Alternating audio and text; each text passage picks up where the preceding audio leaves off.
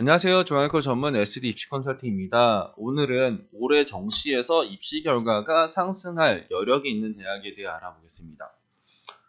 작년이랑 올해랑 이제 전형이라는 게 바뀌어요. 대학마다. 어느 대학들은 이제 입시 결과가 올라갈 요인으로 바뀌기도 하고, 어떤 대학은 입시 결과가 하락할 요인으로 바뀌기도 합니다. 그리고 어떤 대학은 입시 결과가 올라간다라고 하지만 크게 의미 없는, 예를 들어서 영어 한산 점수가 1등급 100점, 2등급 98점, 3등급 95점에서 1등급 100, 2등급 98, 3등급 96 이런 식으로 이제 살짝 이제 영어 3등급부터 환산 점수가 올라가는 것들은 되게 이제 약한 거예요. 근데 지금 말씀드린 6개 대학들은 그래도 조금 더 큰 변수가 있는 쪽이다. 그리고 우리가 조금 관심이 있을 법한 직업이나 이제 수도권 대학으로만 이제 말씀을 드릴 겁니다.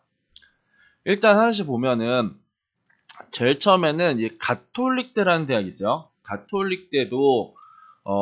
가톨릭대는 여기 경영 계열을 제외한 나머지 학과예요. 경영 계열을 또 이렇게 안 하더라고요. 가톨릭대는 올해 이제 문과에서는 입시 결과가 이제 상승할 여력이 있어요. 왜냐하면은 작년이랑 바뀐 게 작년에는 여기 표준 점수를 반영했는데 100분위로 바뀌었다. 이거는 이제 큰 의미가 없는 거고요. 확통에 대한 가산점을 줘요. 그리고 사탐에 대한 가산점을 줍니다. 그러니까 기본적으로 문과에서는 확통을 당연한 거 아니야? 그 사탐 당연한 거 아니야? 이제 이런 거였는데 갑자기 가톨릭 때는 올해부터 확통에 대한 가산점을 5%, 사탐에 대한 가산점 5% 준단 말이에요. 그러니까 문과 학생 같은 경우에는 없던 점수를 이제 5%를 주는 거잖아요. 그러니까 내 점수가 좀 잘 나오네. 이제 이런 식으로 이제 판단을 할 수가 있어요. 그리고 이과 학생들도 여기는 굳이 들어갈 필요가 없잖아요. 그래서 문과에 이제 친화된 대학이구나 하면서 문과 학생들이 좀 많이 몰릴 여력은 있죠. 가톨릭 때는 확통에 대한 가산점, 사탐에 대한 가산점이 올해부터 신설이 됩니다. 작년까지는 안 줬어요. 이번에 좀 약간 그런 애들이 많아요. 그 강원대는 확통에 대한 가산점은 안 주는데 사탐에 대한 가산점은 10%를 줘요. 그러니까 이게 10%의 가산점이면 되게 큰 거거든요. 없던 거를 10%를 주니까 내 점수 환산됐던 되게 잘 나오네.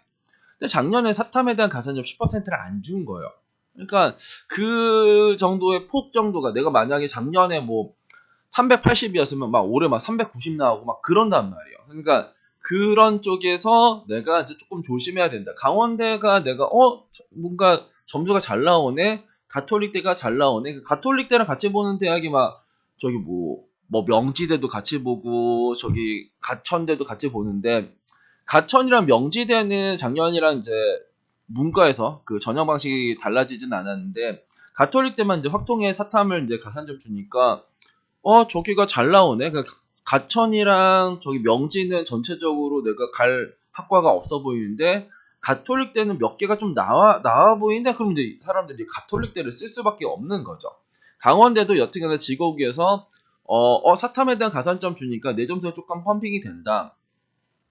덕성여대는 이제 올해 이제 가장 많이 몰릴 대학 중에 하나라고 계속 말씀을 드리고 있는데 일단 점수가 높긴 해요. 점수가 높긴 한데 얘네들이 작년에는 탐구를 이렇게 25% 고정 그리고 국어 수학 영어 잘한 순서대로 30, 30, 15였는데 이제는 이제 국수형 탐 중에 잘한 거 위주로 35, 35, 20, 10이에요. 그러니까 올해같이 이제 국어 어려우면 국어를 이제 최대한 덜 반영하고 싶은 학생들이 많을 텐데 이제 국어를 10%를 반영할 수 있는 대학이 이제 덕성여대입니다. 그러니까 서울여대야 작년도 세 과목, 올해도 세 과목이니까 변화가 없잖아요. 근데 덕성여대 같은 경우에는 이제 국어를 10%로 이제 줄여줄 수 있고 작년에 탐구를 25%를 고정을 시켜줬어요. 그러니까 무조건 탐구는 이제 25% 반영해야 된다. 탐구를 잘하든 못하든 간에 탐구를 25% 반영했는데 올해는 탐구를 못하면 10%로 반영할 수도 있어요. 그러니까 작년보다 훨씬 더 이제 유연하게 선발을 하는 거죠. 그래서 덕성여대는 올해 이제 그런 요인이 있다. 그래서 덕성여대는 작년 입시 결과보다 일단은 그러니까 구조적으로는 올라갈 요인이 있다라고 생각을 합니다. 성신여대는 이제 모든 학과가 아니라 이과에서 이 화학에너지, 청정융합, 바이오식품, 바이오생명, 바이오신약, 바이오헬스 요 애들이 작년에는 어떻게 선발했냐면 작년에는 이제 과탐만 지원을 했어요. 과탐. 과탐만 고정했는데 이 사과탐이 열린다. 그러면 이제 여기가 이제 문과 학생들이 그렇게 많이 지원할 그건 모르겠지만 더 중요한 거는 없던 과탐에 대한 가산점을 10%를 준다라는 거야. 그러니까 내가 그 성신여대가 작년이랑 올해랑 뭐 달라진 게 있는지 없는지 과탐에 대한 가산점을 주는지 안 주는지를 모르잖아요. 나는 내 환산 점수를 하니까 작년보다 내 점수가 높은 거야.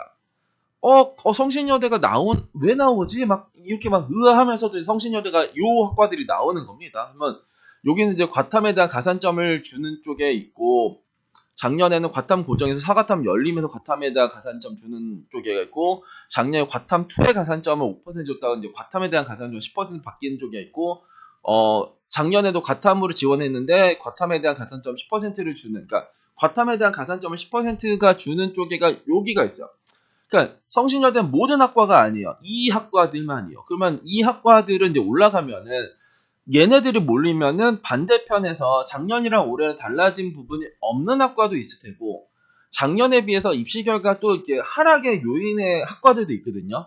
그러니까 그런 것들을 이제 조금 이제 얘네들을 지원할 때 조금 조심하고, 얘네들을 지원할 바에는 이제 다른 쪽에, 그리고 만약에 이쪽에가 막 경쟁률이 높아진다고 하면 이 과탐에 대한 가산점 10% 줘서 내가 다른 거에 비해서 여기에 점수가 좀 더 잘 나와서 이게 나한테 보이는구나, 이제 이런 식으로 생각을 하시면 됩니다.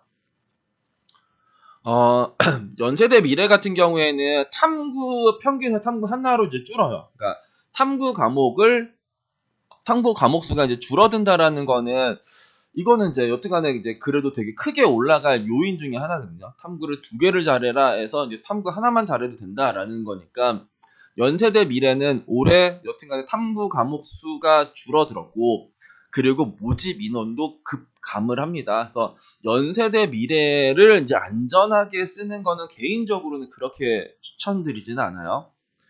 전북대는 이과에서 작년에 이제 과탐을 하나 꼭 들고 와라, 이제 이런 거였었는데, 이제는 과탐에 대한 가산점을 10%를 줘요. 여기도 이제 과탐에 대한 가산점이죠. 그리고 얘는 뭐야? 그러니까 어떤 학과는 이제 막 수학 비중이 이제 높아지는 쪽에도 있고, 어떤 쪽에서는 이제 가산점이 10%를 부여하는 쪽도 있고, 이제 그러네요.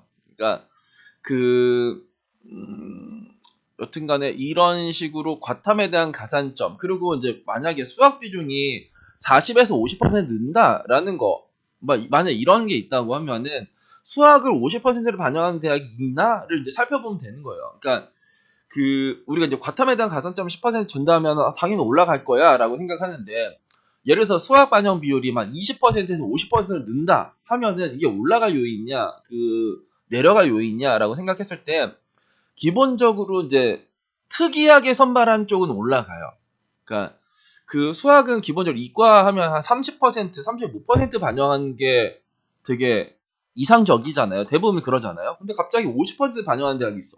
그러니까 수학만 잘하는 학생들은 이제 그쪽에가 이제 눈이 간단 말이에요. 그러니까 그 학생들, 수학만 잘하는 학생들이 이제 몰릴 요인들이 있는 쪽이라서 그 학생들한테 유리한 거고, 그러면은 이제 점수가 올라가는 경향이 있다, 이제 이렇게 생각을 하시면 됩니다. 그래서 가톨릭대, 강원대, 덕성여대, 성신여대, 연세대, 미래, 전북대. 가톨릭대는 경상계열을 제외한 나머지에서 확통이 사탐에 가산점 주고, 강원대는 이제 사탐에 가산점 10%를 주고, 덕성여대는 조금 더 유연하게 선발하고, 성신여대 과탐에 가산점, 연세대 미래는 탐구 과목 수 이제 감소, 전북대도 과탐에 대한 가산점으로 작년보다는 입시 결과가 올라갈 요인이 있습니다.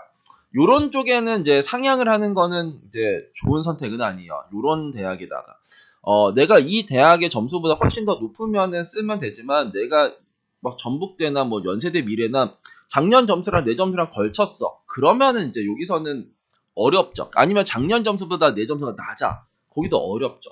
반대로 올해 이제 하락할 대학들이 있거든요. 올해는 상승 여력보다 하락 여력이 훨씬 더 많아요.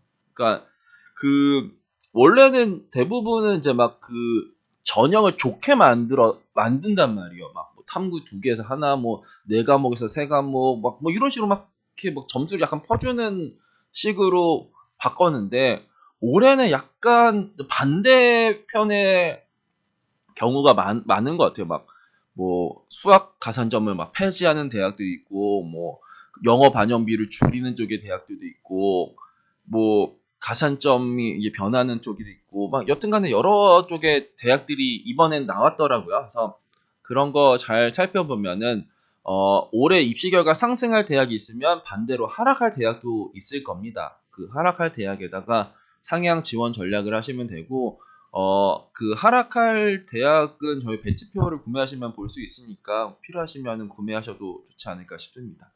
오늘은 올해 정시에서 입시 결과 상승할 주요 대학에 대해 알아봤습니다. 감사합니다.